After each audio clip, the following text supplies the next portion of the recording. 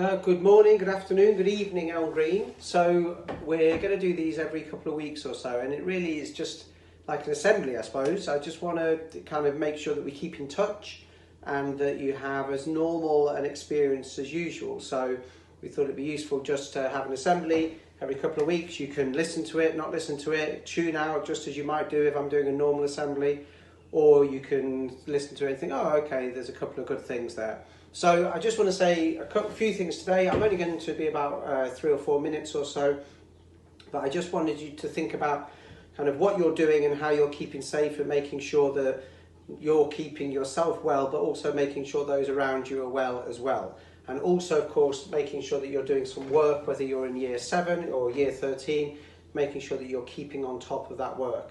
And I was thinking, I like a story and I like to kind of link things to a story. I was thinking, what's a suitable story that I could tell? And I was, not a religious person at all, but I was brought up a Catholic, a grade A at GCSE, I hasten to add. And I always remember a story that when I was at school I thought was so unfair.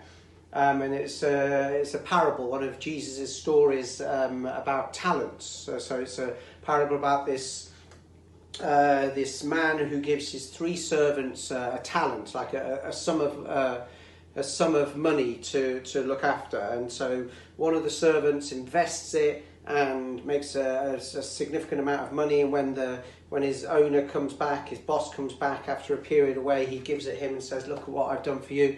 And the owner says, oh, fantastic, I'm going to give you so much more responsibility now, thank you very much. And then the second servant has kind of again invested it, made some money, and he comes back to him and says, look what I've done for you. And the owner says, oh, fantastic, well done, you're going to be given a lot more responsibility now. And then the final servant, who's a bit scared of his boss, kind of a bit worried about how, thought he was quite a strict boss, had actually just buried the sum in the ground. And then when the boss came back, he gave it a look. I said, look, I've got it for you. I've just dug it out of the ground. It's the same amount, but look, I kept it safe for you. And the boss is so angry with him and says, how dare you? These other guys have made money for me, and look what you've done. And he throws him out in the street. And I think the Bible verse ends with something along the lines of there's kind of he's thrown into the street and there was wailing and gnashing of teeth. And I used to think that was so unfair. That idea that this guy had kept something safe. He hadn't thrown it away or squandered it or got rid of it. He kept it safe, but his boss was still incredibly angry with him about that. But as I get older, and especially in this situation, I do think I sort of understand a little bit of what he's saying there, because really he's talking about having something and not developing it and not making it better and growing it. And in this situation, you as young people, whether you're age 11 or age 18, are kind of in that position. You've got all of this knowledge that you've accrued over the years.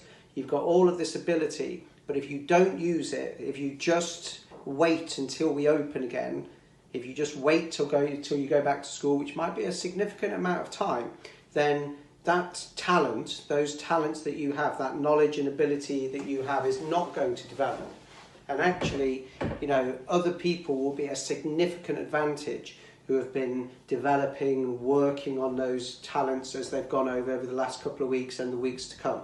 So I just really want everyone to think about the fact that obviously you've got to have some downtime, you've got to have some time to relax, some time to kind of do that exercising that you need to do to keep yourself feeling fit in your body and in your mind. But at the same time, you have to get some work done on a daily basis so that you're developing the talents that you've got. Because what you don't want is to come back in, whether it's 2 weeks or 3 weeks or 3 months, and just say, okay, well, I remember what I did a few months ago. I haven't really moved on from there.